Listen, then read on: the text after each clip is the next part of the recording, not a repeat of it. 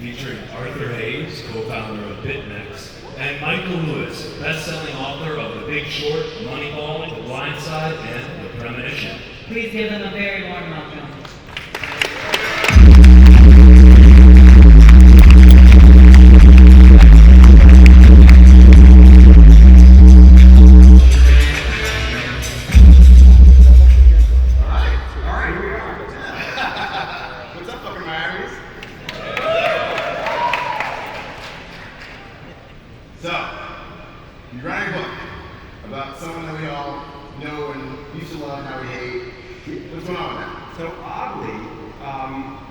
I think you all reached out, the conference reached out to me before it was clear what I was doing. So this is an accident.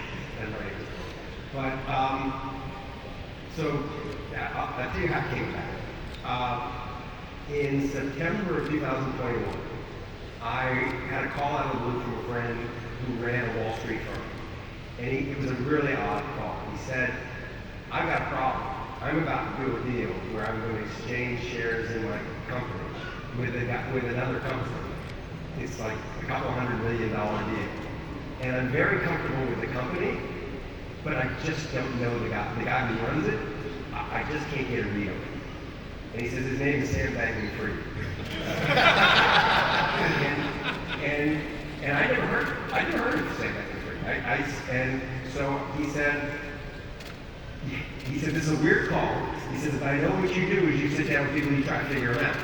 He says, I call all over like Wall Street, everybody I know, and nobody knows who he is or like what he really like. Could you sit down with him for a couple of hours and just give me a report?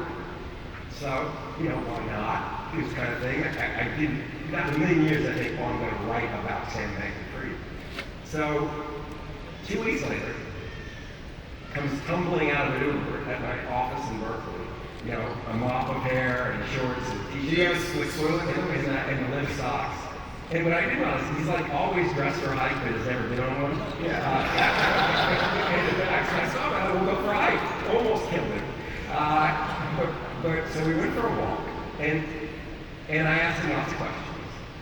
And at the end of the walk, he left, and two things happened. First thing is I called my friend, and I said, go ahead, do the deal. What could go wrong? And the second thing is I thought, I just want to see what happens to this person. Through my career, through hard experience, one of the things that I learned is it's just much easier for me to do what I do if I have a character that I want to attach a reader to. It's like so character based. And if I forget that, if I start with some argument or some point of view or whatever, it gets boring pretty quickly. But if I start with a character and I just say, I don't know what the story is, I don't know, but the point of the thing is, I want to observe the person in the situation. Things tend to work out. They just do. But if I go the other direction, it doesn't work out. So I called Sam and I said, this is odd. I don't know what this is. But could I just watch? I just want to attach myself. I want to be a fly on the wall. And he said, sure. So this is now we're kind of at the end of 2021. And I just started doing that. I don't want to go too long about this, but I'll tell you what was odd about it. Was I got to end of October last year, and I thought, and I had material, right? I had stuff that was going to be fun to write, and I had a character that I thought I had a kind of beat on, but I thought I don't have a walk. I didn't know where. In fact, I had this conversation with kind of a person I use as a sounding board, very end of October. I don't know if I'm going to write this. I've spent a year doing it, and I just have all this stuff. And he said, my friend said, your problem is you don't have a third act. You have the first two acts, but you don't have a third act. And I said, that's absolutely right. I don't know how to end it. A week later, FTX blows up. I was so grateful. I busted my ass for a year. This was not trivial. I interviewed. I interviewed you. I got right. So I talked to 100 people. I got to know all those people around me. With Charlotte Singh and Carol Allison, and you don't get to know Gary Wang. Anyway, I got to know I interviewed the employees, the investors, in good times. The Bahamas officials, U.S. regulators, I did the whole thing. And there was stuff, but it didn't, I couldn't start it because I didn't know how it ended. So this is something about characters. They do generate stories. And this is a look, so what you will say now is, you lucked out, I lucked out. That I was entirely capable in October of last year to say, I'm not gonna write. It's like, there's so many books in the world already, who needs another mediocre book, right? Like, they suck. There's 60,000 other books that suck that come out every year. Why write another one of those? Only write it if it could be great. And this guy, whatever else he did, I just have to not screw it up.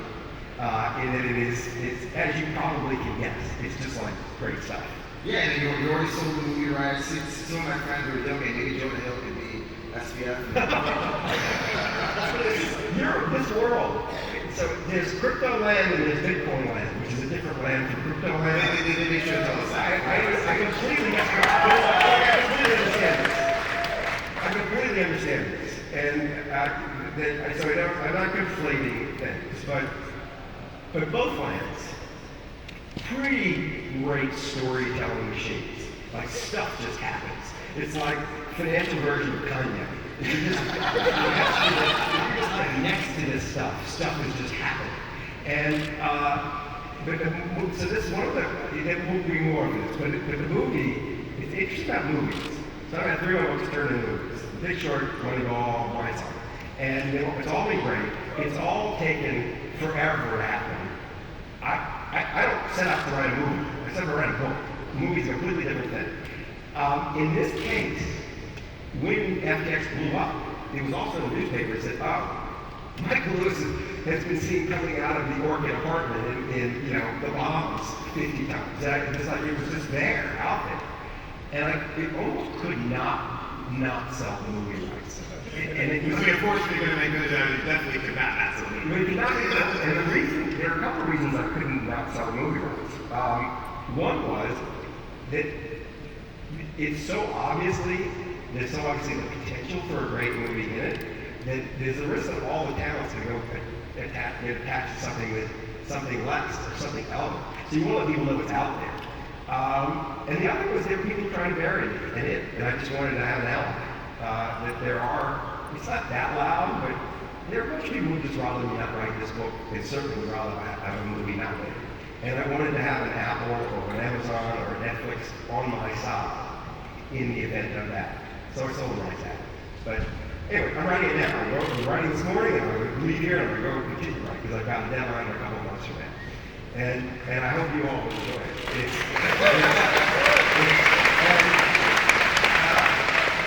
And I'm grateful for the invention of crypto. I have a question. Yeah. Do you own any Bitcoin? It's in the FTX bankruptcy.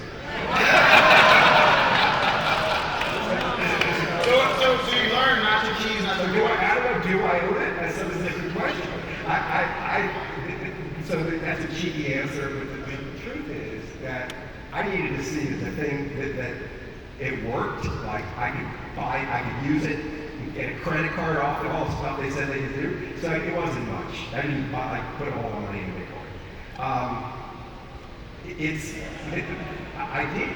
So in 2012, I did get given some Bitcoin by people who wanted me to write about it. And they took my phone out of my hands. They put an app on it, a wallet. They gave me enough money to buy a cup of coffee, and walked to a coffee shop with me in Palo Alto to show me that you could buy a cup of coffee with Bitcoin. They had arranged for the coffee shop to accept Bitcoin. And we got there, and 15 minutes later, you still couldn't pay for a cup of coffee, so they just let me, I gave cash, and they let me keep the Bitcoin. Like, a year later, I looked down at my phone and was like, Jesus Christ, it's $500 worth of Bitcoin now. So I quickly sold it, because I didn't know what it was, and I was afraid that it was going to lose it. But that was my other experience with owning Bitcoin. But the rest of my Bitcoin is owned now by John Ray and the FTX bankruptcy. Interesting. Yeah. But I cut a piece. Oh, of course. It's not like the truth, the whole question of like why I wouldn't own Bitcoin is in a larger discussion about what I do with my money, which is really boring stuff.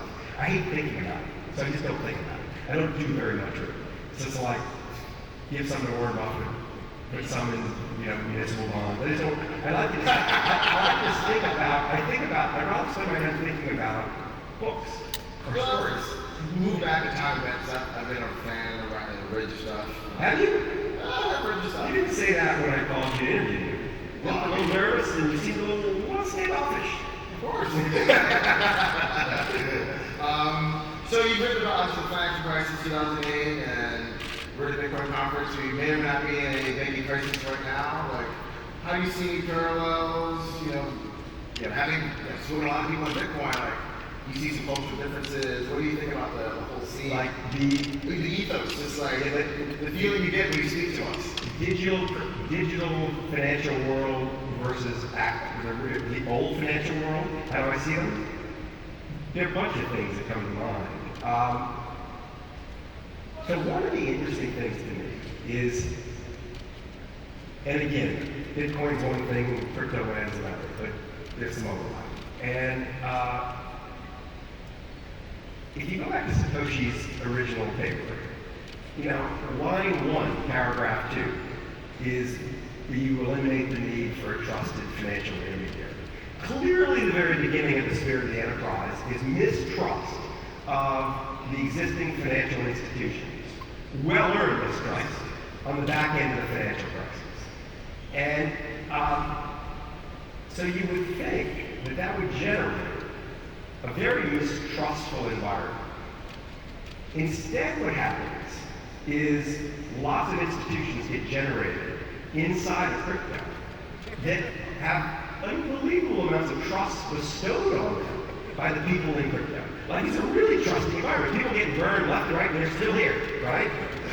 On the other hand, the original financial system is premised not on mistrust, but trust. It's like it's on the currency, right? And it depends entirely on like trusted financial intermediaries. But nobody trusts any of these places as far as you can throw them. Like, I mean, it's like this. It's this curious. There's this curious, almost mirror image thing going on between the two worlds. The current, like, when I first encountered the idea of being able to use the blockchain technology as a way to disintermediate financial intermediaries, I thought, thank God.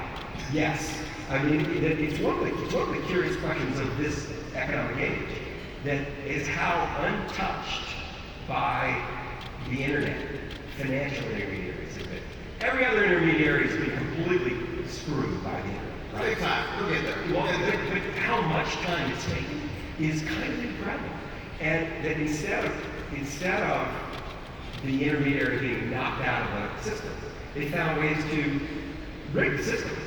So there was a placement. And there were flash wars about this. And it's still true that there's just like lots of unnecessary hands touching money when financial transactions occur and taking little slices out. Financial rents economic rents that are completely unnecessary. And they've just been kind of like hard baked into the system. That the existing, sort of like the people who are in the middle of things when change should have happened, we're pretty successful in stopping the change from having the effects it should happen. And I really like the idea that out of crypto could come the whole DeFi movement. And maybe it will happen. I hope it will happen. But there's a war before it happens, right? And I've seen glimpses of that war, and there's no one in my whole writing career. I've pissed off a lot of people in my writing career, often unintentionally, but I think it's true to say that in my whole writing career, I've never had anybody so angry at me as a Wall Street billionaire from whom I'm trying to take money. If I write something that's at all threatening to the billionaire's profits, it's like swatting the side of hornet's nest. And you think they'd be relaxed about it. They're billionaires, but they're billionaires because they're not relaxed about it. And so I just, it's not going to be a simple matter realizing the vision of Satoshi. Absolutely. Am I wrong? I don't think so. I think obviously we're seeing lots of pushback all around the world, and it's only going to get worse. I've written a lot about this in some of my pieces. Like there's a whole system on a deck with all this stuff, right? It's got to get paid for. There's a loss sitting there. Who's going to pay for it? Right. And usually what happens is the doors get closed, and there's some people who are smart to get out, we walk out the door when they could, Yeah. and a lot of people wish they walked out the door. I think I did an interview with a few days ago, and I said, yeah, there's a park called Bitcoin and other things that you can invest that are outside the system. Yeah. Some people are going to be in the ark, most people are going to drown, unfortunately. So yeah, definitely echo that sentiment. How much, since I got you here, what percentage of your assets are in some form of crypto? I mean, obviously I still own a large percentage of BitMEX, and that is a crypto company. Right. So I'd say 90-something%. It's either directly or a derivative of it, right? We're still living in the world of the post-financial crisis. I mean, the whole problem that we have today is because of the solution they put in place. Exactly right. Exactly right. You essentially created a handful of institutions where they're too big to fail, and everybody knows their deposits are insured, so no other institution can actually compete in that environment. And this is a good example of the mistrust of the existing financial system. That a bank now, a regional bank, doesn't actually have to have done anything wrong at all. All you have to do is create a whisper of a rumor around it, and it's irresponsible to have your money in it, and everybody flees. It's not going to end until there's some structural reform, I don't think. I would have bounced thought of you. This is just like me throwing stuff against the wall, but there's kind of a crypto angle to the regional bank problems. I think. Okay, let's hear it. I don't think so. I reserve the right to change my mind. I don't actually have a strong thought about it. But if you look at the banks that fell first, Silicon Valley Bank, Signature, Silvergate. Yep.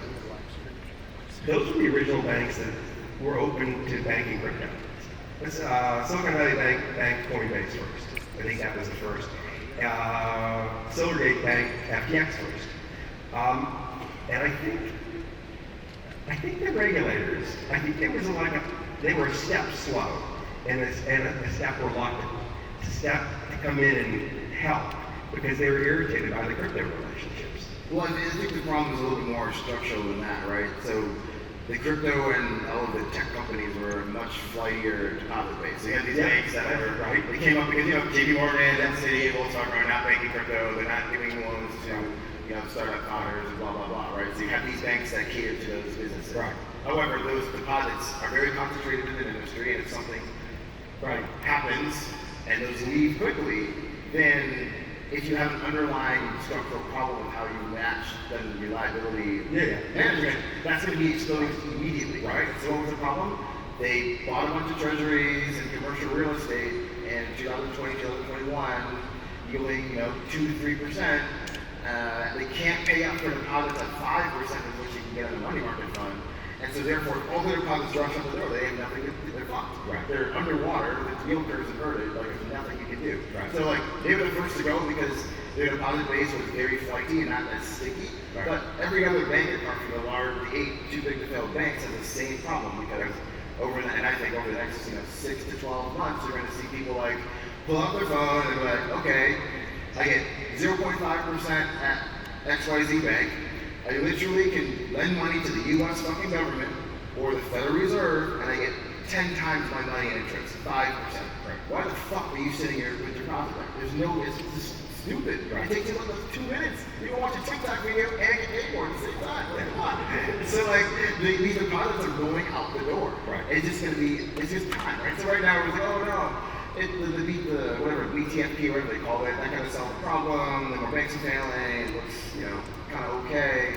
Give it 6 to 12 months. Right. People are financially incentivized to lend the money to the government rather than a bank that's not explicitly backed by the government. Yep. And so it's just going to happen. It's going to take a long time. Yeah, it is kind of a flaky idea. It's not provable either way, but it's also strange. I don't think that idea of bank run wasn't salient. It wasn't on any, go back 5 years, like nobody's thinking that's going to happen. I think the run on the crypto institutions just raised the salience of the idea. Like all of a sudden, in a moment, an institution could vanish and with it my money. And millions of people watched their funds just go up in smoke. And I think it made everybody a little edgier when banking problems started. But I don't know how important that is. Anyway, I sidetracked this. You were asking me something I probably didn't answer the question. I don't know. Yeah, all right. So I'm kind of backtracking, but you sent a message to me through somebody like, hey, I'm in Hong Kong, trying to learn about Sam, and you traveled to Hong Kong, right? You know, Yeah. To like meet some people around there. Obviously, I live there. It's like my heart and soul of the city. I've spent at least my entire adult life there. So like, BitMEX there and all that kind of stuff. But what do you think about the city? Well, it was the one place where both Sam Bankman-Fried and CZ would feel comfortable being. And that was interesting. And for me, so when I'm working on a book like I'm working on now, and it aims to read like a piece of fiction.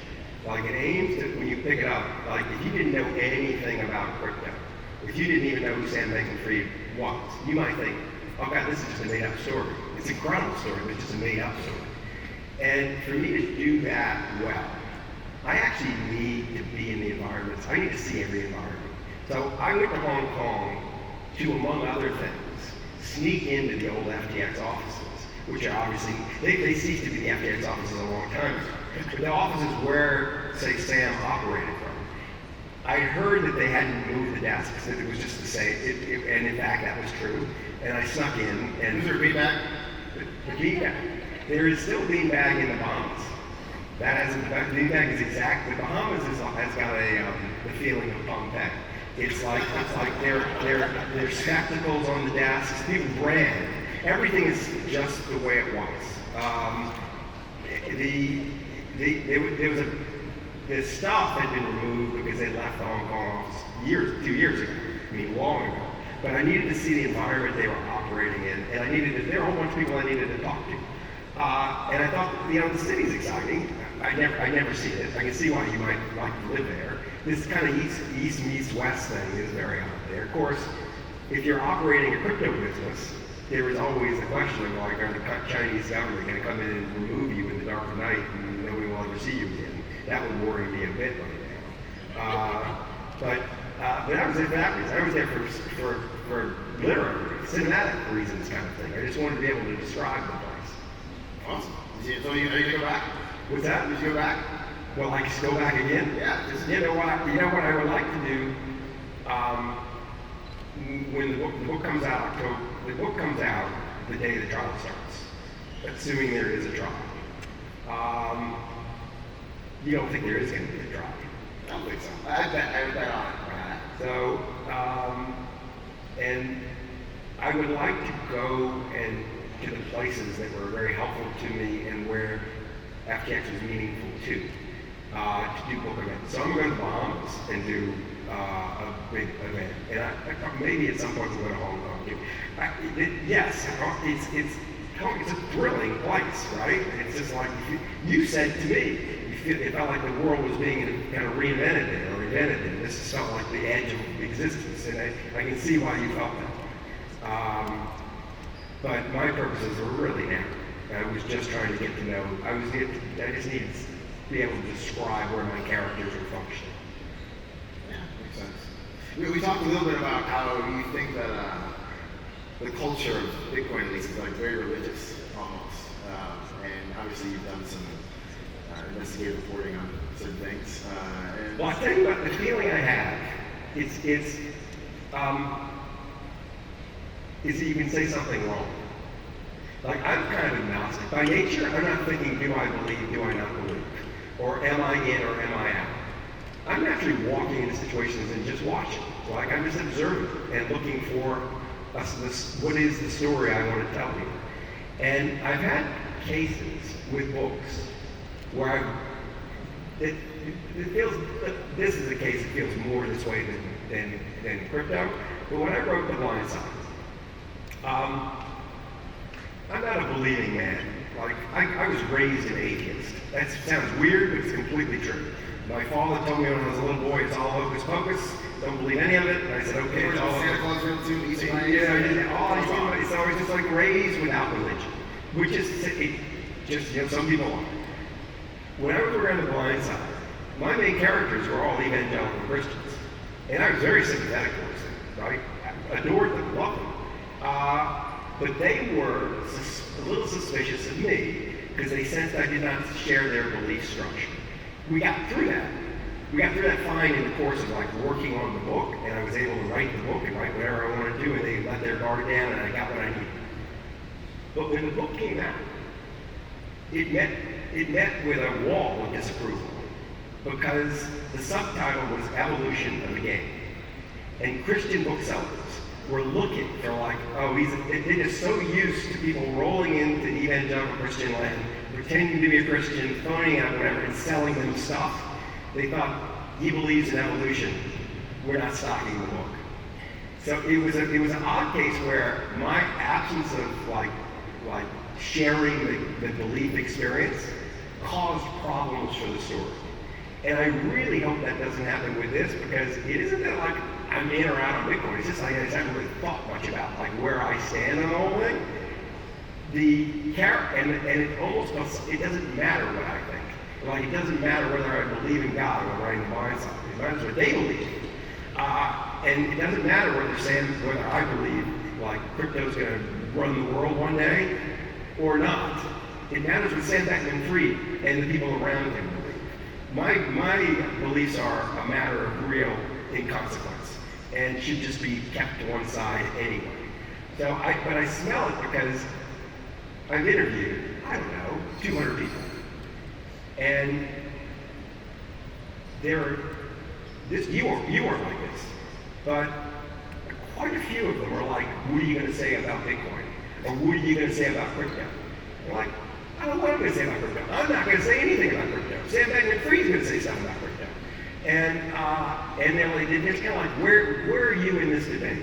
And it's interesting. It's like a religious thing. But in that, I was raised not to talk about politics or religion at the dinner table. Well, you just didn't do it because it led nowhere good. Crypto should be added to the list. So I guess it really depends on what part of the cycle, because a lot of people like to talk about it when they look at the phone and everything's up, But these wars have emerged they're beyond the actual argument. They're emotional. They end up being rooted in kind of some sort of emotion that isn't being stated, and it's feeling of an outsider with an insider. It's like whatever it is going on. And so people just look like I can tell what I'm talking about. They're sensitive in the way evangelicals were when I was interviewing them about the family in the middle of the blind side. It's like they first wanted to know that I was an evangelical before they talked to me. And there's been some of that with crypto. And I have to kind of like say, you're worrying about the wrong thing. What I think doesn't matter. It just doesn't matter. But has anyone sort of persuaded you in terms of they actually care a little bit more, or is it more like, this is really interesting and you're an interesting person, very smart? You don't want an environment where people don't care about anything. I mean, one of the really interesting, there are a million interesting things about this story, but watching people who were completely outside the movement come into the movement and decide what it is they thought was good about it and what they thought was bad about it, what they started to really care about and what they didn't care about. The FTX people, they were not, in the end, like crypto skeptics, they weren't there accountants using crypto for their own purposes. They may have started that way, but they got swept up in different ways. And so that's good. That's good in people you're writing with. They just care about what they're doing. But anyway, my takeaway from it all is like it's so hard not to feel warm and fuzzy about a world that's given you such a great story. And I wonder, having had this experience with I think you're going to be writing more books on this. Well, so if you look at my financial books, Liar's Poker, The Big Short, Flash Boys, and this will be the next one. Every one is linked to the one before it. The Big Short is sort of a bookend to Liar Poker. It's sort of like this is where this world I was describing ended. The Big Short characters put me on the flash stories. The first thing after the book comes out, they're like, that something is happening in the stock markets that you need to know about. And it was the flash stories people who first told me about Sam. And so I have no doubt that it'll be 5 years from now that something from this book will lead to another book. And it wouldn't surprise me at all if it was in crypto. Maybe it will be about you. I mean, you just never know, right? You never know. You're gonna have to get into some more trouble. You're gonna have to cause a little more trouble. You haven't done enough. You haven't done enough. But you are part of an expression and of a movement within the movement. We're being told we have to go on right now. But where you come out of traditional finance, right? You're bringing tools from traditional finance and insinuating them into crypto world. That movement's interesting to me. I don't know if there's another book in it, but it's a movement that's interesting to me. So I guess before What should we end on? the writing process. I write obviously a blog. I really enjoy writing it. It probably takes me a good day or so to write one of these like 30-minute long essays that I publish. And And you do have your views. Oh yes, Yeah. views. Like it or not, that's the point. People always like, you should write a book. You should write a book. I don't know. I'm not very disciplined about this. Like it's kind of like I have an idea and I sit down and I bash it out and then like I'm spent and then I'll go away for a few weeks and then I'll have another idea and write something. But we were talking backstage and like you have a very regimented process for how you get through. I have to be scared to death before I actually put down the word. I have to know that there's a deadline, there's a gun to my head, and the words have to be in them. I'm just too lazy. Like I will just fuck around, and I'll think of a million reasons why I can't do it.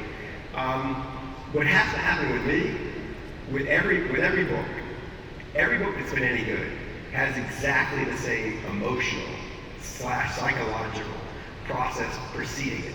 And it's this. And it's just happened with this subject. It happened on November the 8th or whatever it was. I have to feel that not only do I have a gun to my head and I have to produce the words, but it's worth doing. I have to feel like it's no longer, I'm Michael Lewis, author, I have to write a book. I don't have to write a book. Well, there's too many books. And I have to feel that the material that I, for whatever reason, have been gifted with is so good that I have an obligation to do this. Like, never mind if I'm paid for it, never mind if anybody reads it right away, I've got to. It's an obligation. And so that feeling gets me into the chair, and once I'm in the chair, I leave the gun to the back of my head. That tells me when the words need to be out of my computer. And that's my process. That's it. Interesting. Well, I guess. Anyway, thank you so much. Thank you.